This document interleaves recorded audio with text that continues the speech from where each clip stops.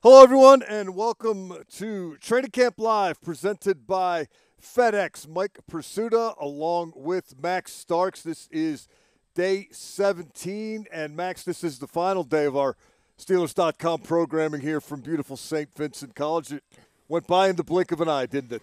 You're absolutely right. It was something that I just got here. Well, actually, technically, I just got back here, and now it's over with. But it's been tremendous. To come back here the first year post COVID, and to be out here in St. Vincent's, the fans, the joy that it has brought to a lot of people in Western PA, and of course those within driving and flying distance have all enjoyed. But it's been a pleasure. It's been a fun camp. It's been great to kind of relive this, especially for me when this is the first time I've been back since I actually was not a player.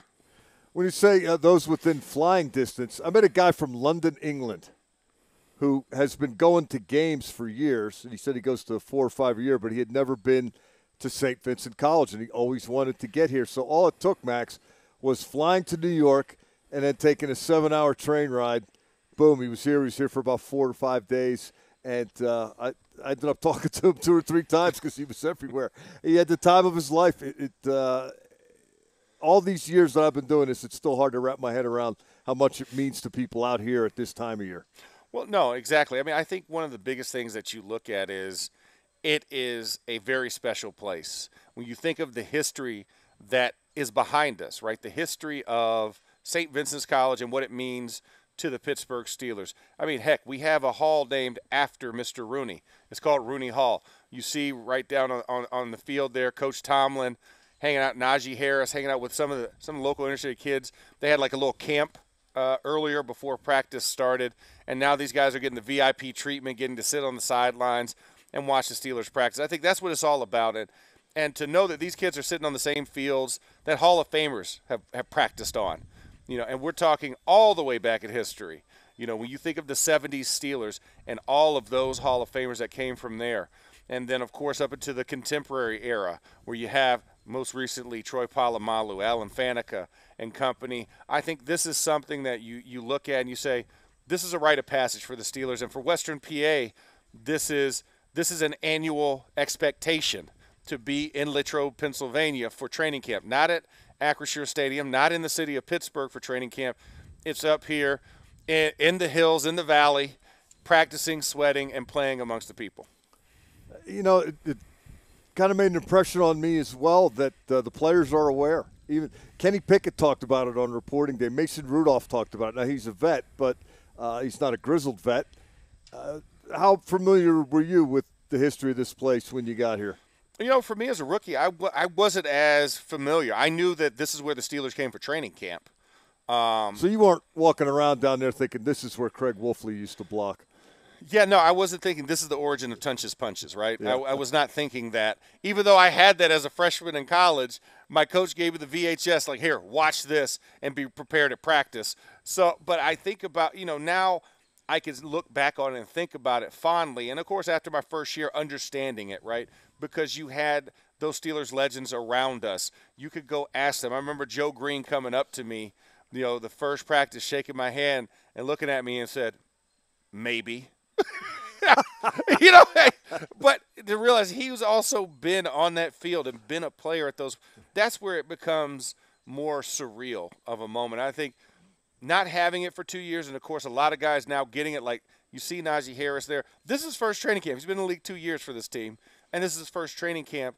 And you could tell just kind of he had a little bit of the awe. When you think of Franco Harris and Rocky Blyer and the like that of it, Jerome Bettis, right? All these guys who've been here before and doing the same things that he does, it's pretty remarkable that a franchise can have this consistent impact and have a place tied to them so directly as Saint Vincent College. This being our final show, I thought it would be appropriate to kind of do a wrap-up and take a look back at what we were thinking when this process started and what we're thinking now, and if things have changed, and if so, how. But before we get there, I just want to throw in an item from yesterday that I didn't get to on the wrap-up show. Presley Harvin III put on a punting demonstration yesterday. Howitzers, moonshots. He talked a little bit about that this morning at the pre-lunchtime availability, and he said his best punts were 63 yards with a hang time of 5.32 seconds, 62 yards with a hang time of 5.02 seconds, and 61 yards with a hang of 5.20. And, Max, they were all directional kicks. He said, yeah, I was feeling it. There were some really good kicks. Just like a pitcher when he's in the zone, right? You know, think about Nolan Ryan when you're talking about when the express is going, or Randy Johnson, right? When you have a bead on what you're doing and you know that whatever you throw out there is going to be A1, you do it. And I imagine it's no different for a punter. When you get in that zone where it's like, I can put the ball wherever I want it at any given time. I can bend it like Beckham, right?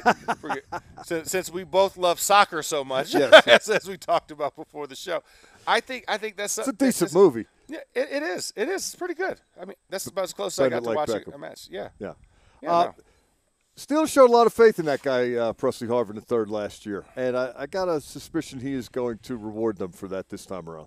Yeah, no, I mean, you look at it as a rookie, of course, him winning that job, being drafted, and him kind of going through his own struggles and, of course, had some family issues at one point where he needed a little bit of a break, had to bring somebody in. But, you know, I think when you look at what's there, and I think that's what the Steelers do really well in the scouting department, is they go and they do the deeper dive. It's not just about a sheet they can hand you and say, well, here's all my statistics. Okay, I'm good. But I think it's that background information. You look at Presley and you see his background.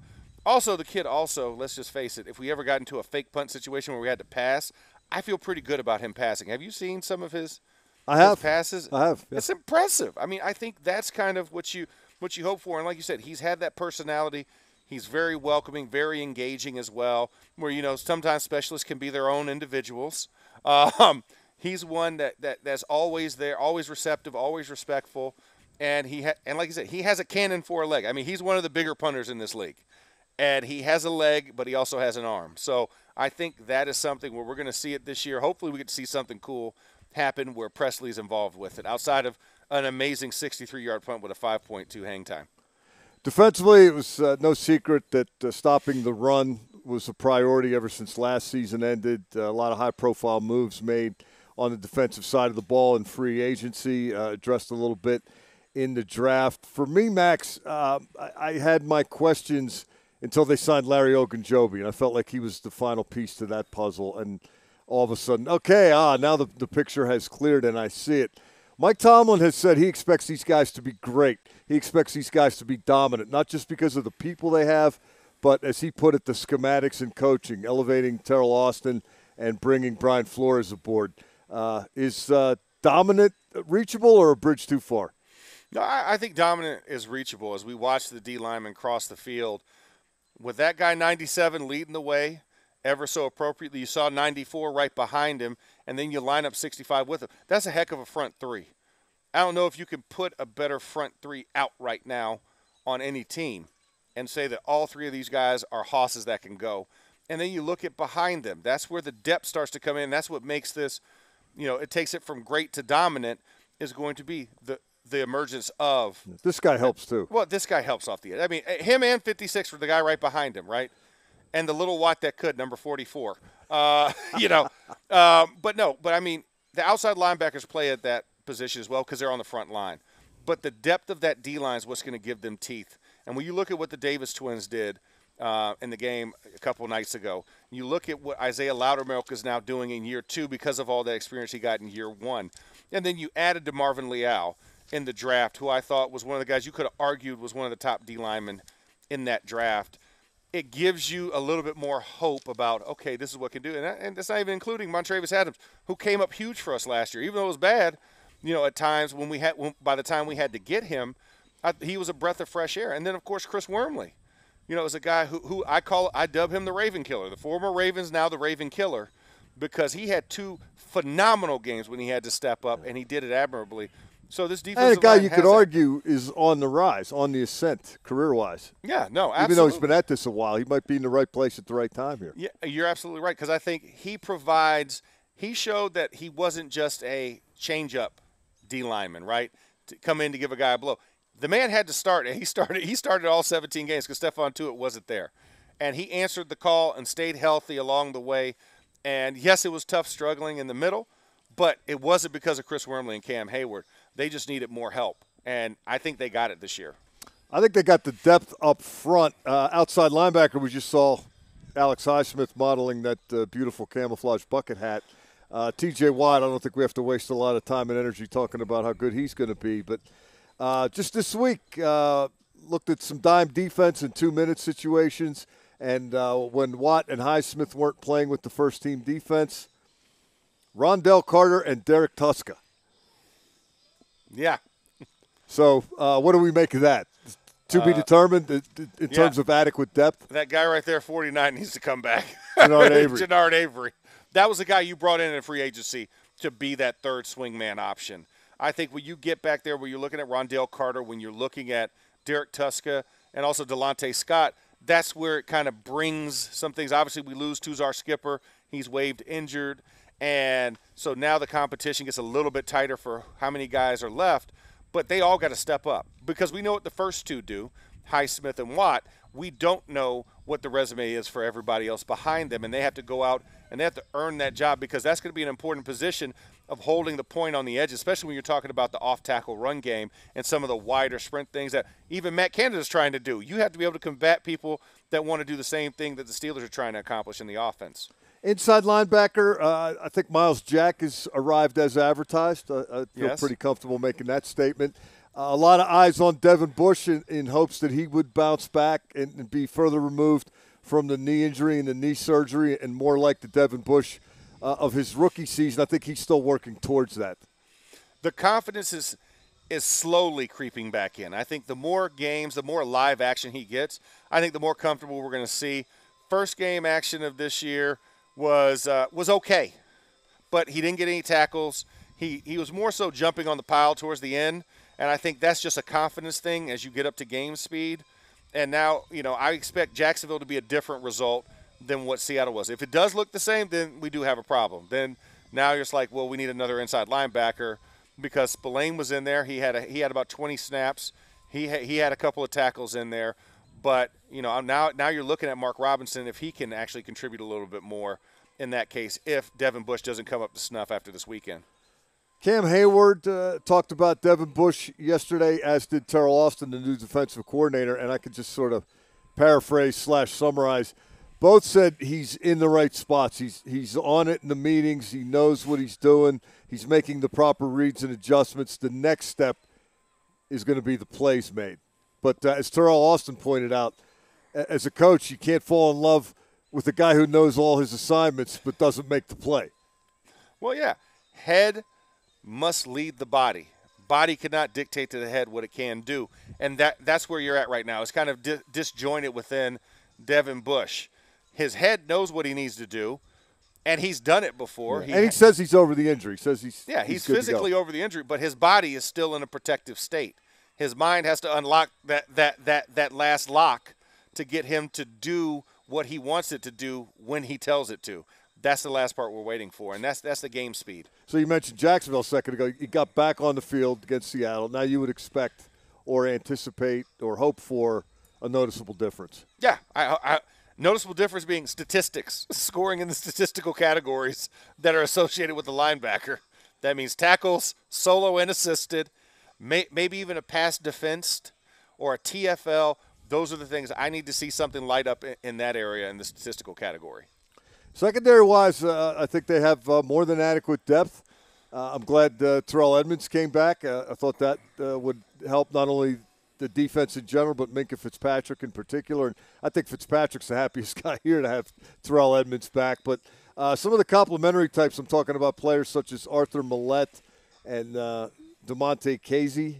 Did I say that right? Yes, you did. I usually worry about getting every pronunciation right once they make the team. But yeah, exactly. We'll try to come close here. You're doing good right now. I think they have some movable pieces. I think they can do some different packages, and I don't expect we'll see a lot of that in the preseason, let alone out here in practice. Although we did see the other day in 7 shots a 3-safety nickel, and we saw some Minkah Fitzpatrick up in the box and little tweaks, but I think they've got the people. And getting back to Mike Tomlin's coaching and schematics reference, Brian Flores might have some interesting new ideas about what to do with them.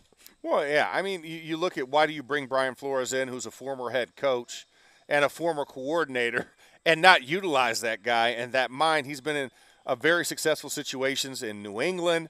Of course, we all know about Miami and him kind of winning in spite of what they wanted. And I think that's a great mind. If you don't use his mind as a defensive coordinator, then you're wasting talent there. And I don't think Mike Tomlin's a person who wants to waste that talent. So, yeah, looking at some of those things, we see DeMonte Casey on the screen, but you also have a Donovan Steiner, two guys playing that safety position.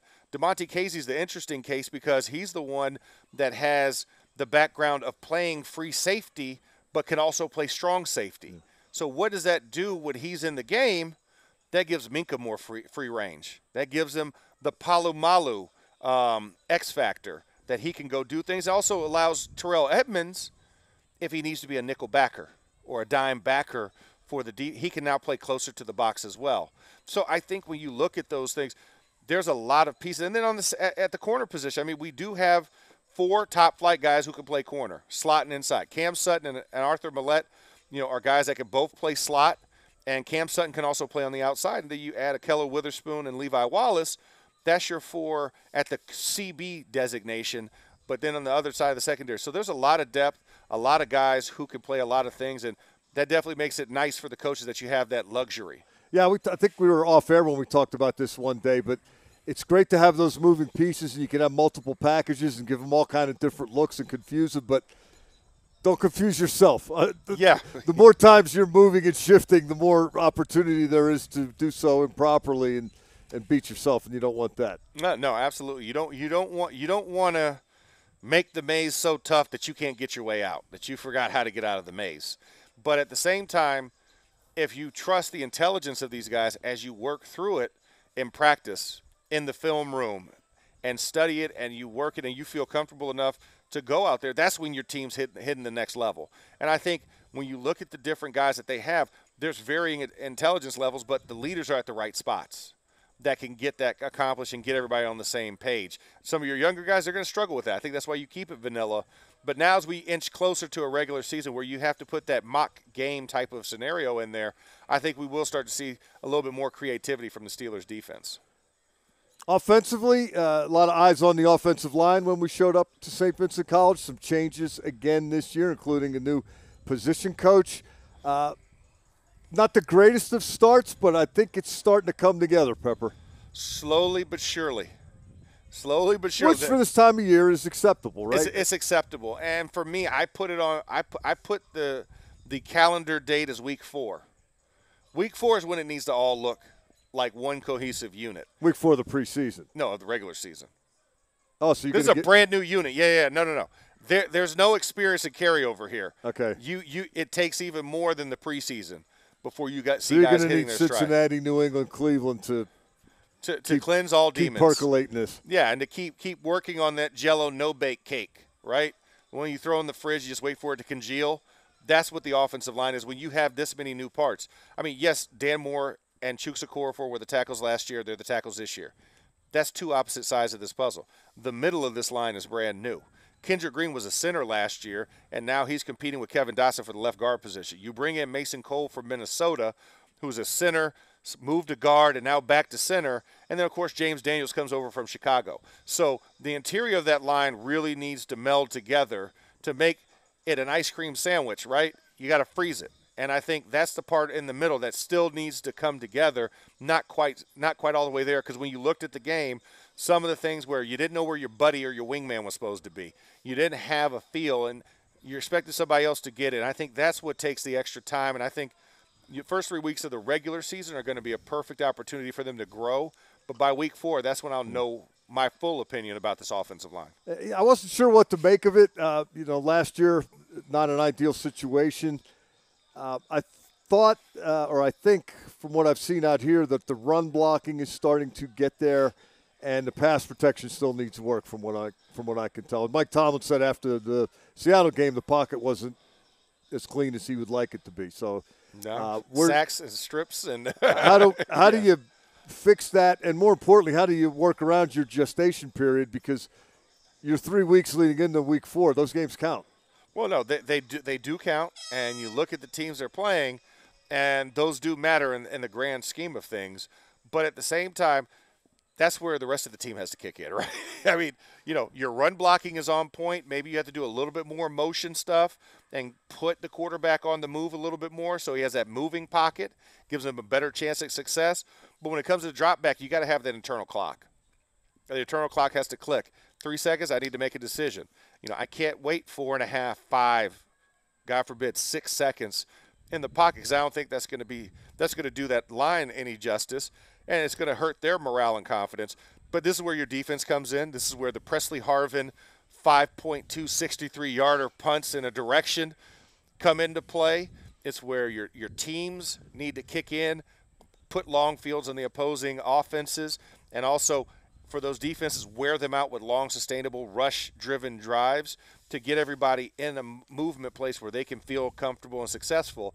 But you can still win along the way. It's just you can't put it on a passing display to win those games along the way. It has to be a balanced offensive attack to give the offensive line a chance to go forward as much as they go backwards. Wide receiver, I'm amazed by George Pickens. I knew he was considered first-round capable back during the draft, and I thought they got a pretty good deal there. But this kid's put on a show out here. I'm having a hard time accurately portraying how good he's been. Yeah, excellent is probably the only word you can use. And I think if there's a word better than excellent, we'd use that. But I think that's the standard. But I also look at just the entire wide receiving core in general is at a different level than I feel like a lot of other positions because there is talent everywhere out there. As you're watching, all of these guys can play, can catch, can run screens, can run jet sweeps, can line up in the slot and outside. There's so much versatility within everybody in that room. It's amazing to me sometimes to look at it because like you see a George Pickens there, and knowing he's a big, tall body. You also think of a Chase Claypool as well. But then you can't forget about Miles Boykin. Miles Boykin went out there, had 2 great catches, and then also came and gave you a tackle on special teams on the return. And recovered a fumble. And so what else can you ask? And those are your 3 – that's the tall guy category. Yeah. And then we go to the mighty might level where you have Calvin Austin, Gunnar Olszewski, Tyler Snead, Tyler Vaughn, Steven Sims, and all of them are amazing. Steven Sims has punt return capability. Had Splashy. A 38-yarder, right? Splashy. He's very splashy. Had the jet sweep. But then you look at Tyler Vaughn's. He made the game-winning touchdown grab. So there's so many things. And Gunnar Olszewski, we knew we brought him in for special teams. Way better receiver than I thought. Oh, my God. Combat receiver. Like, will go in the middle of the fray and come out with the ball. It's from what I've seen out here, Max, I have a hard time understanding how he has 9 career catches. It's Bill Belichick. That's the only reason you can say that. And Bemidji State. Maybe the coach couldn't pronounce the name of his school, and he just decided he didn't want to play receiver. You know their nickname? What's their nickname? Beavers. Oh, there it is. You know where they're located? Beaver County? Bemidji, Minnesota. Bemidji, Minnesota. Tight end Connor Hayward is as advertised to me. I think a lot of people were probably wondering, people who didn't watch every Michigan State game in the last 5 years. Like you did? Like I did. Yeah. Hey, it's the alma mater. I tape him if I can't watch nothing it. Wrong. Nothing. Hey, listen, I'm not here to judge. He's a gamer. He's a playmaker. He's not going to light up your fantasy team. He's not going to win Rookie of the Year, but he's going to contribute.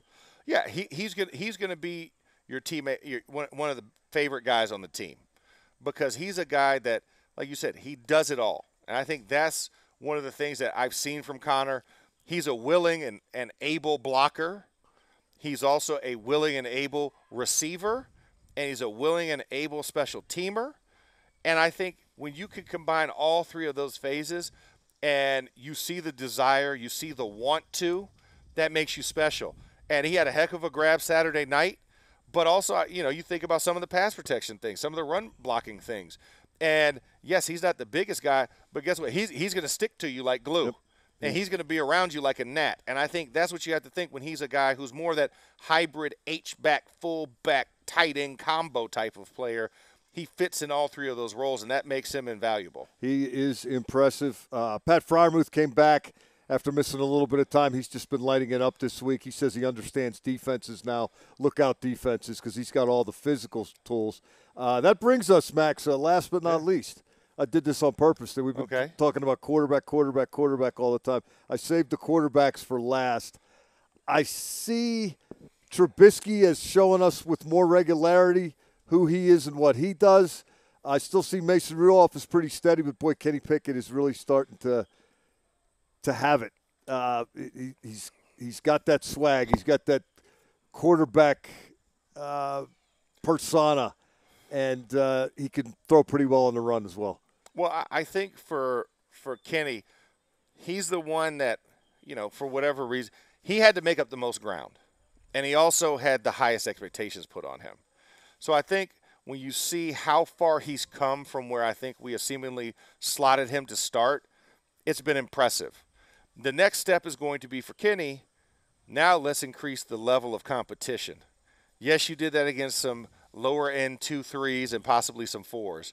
Now how does it look like when you hit the fringe starter or the former starter level? And I think that's what you're going to get with Kenny this week. I think he's earned that opportunity to take a step up, right? Yeah, that first drive he had against the Seahawks, 1 starter and 3 second-teamers on defense. The last drive that won the game, 9 rookies. Yeah, so you got first rounder against a rookie class. Yeah. It looked how it was supposed to look. So I think that's where the next level is to see if he can handle that. I think he still needs to be a little bit quicker in his decision making, still kind of holding it a little bit, but I love the reactions and the instinct and the drive and the will. Those were the things that are the intangible things that you can still glean even when the competition's not at the same level as what we're going to see on Week 1, September 11th. But I do like the progress. And once again, all 3 quarterbacks had 100 QBR or better. Where does that happen? Where does that that doesn't happen at a lot of places. It doesn't happen all the time. So I think that's one of the things when you look at it's a very special thing, but these guys are still kind of all grouped together, and we haven't seen the separation yet. I think this week will be the big separator time. Hey, this might be the last show, but don't think we forgot about our Pro Shop item of the day. That's right. We did not. It's the Steelers' 90th season men's list short sleeve shirt. There you see the QR code. You scan that, and you can get your hands on this baby right here. Pretty sharp. I like that logo. I mean, it is 90 seasons, 1933 to 2022. Lets you know the history of the Steelers. I mean, that's going to be great in somebody's grab bag when we take it home today. It's going to do it for us today, Max. It's been fun. We'll see you in Jacksonville. Oh, absolutely. Don't forget to bring your rain slickers. Well, I don't have to worry about the sideline. I'm in the press box. You still got to walk to the stadium. It's hermetically. I get off a bus and I go in. It's hermetically sealed, air conditioned. Oh, it's hermetically sealed. There's food and drinks. Yeah. They don't have that down on the sideline? I wouldn't know what that is. I wouldn't know what that is. Thanks, Mike. Thanks. Thanks to everybody for finding us. I hope they turn the heater on in your press box. Oh, training camp. Don't forget we do have the wrap-up show immediately following practice today. That is brought to you by the UPMC Health Plan. Missy Matthews will join me for that. Until then, thanks to everybody for finding us this summer. For Max Starks, I'm Mike Prisuta. This has been Training Camp Live presented by FedEx.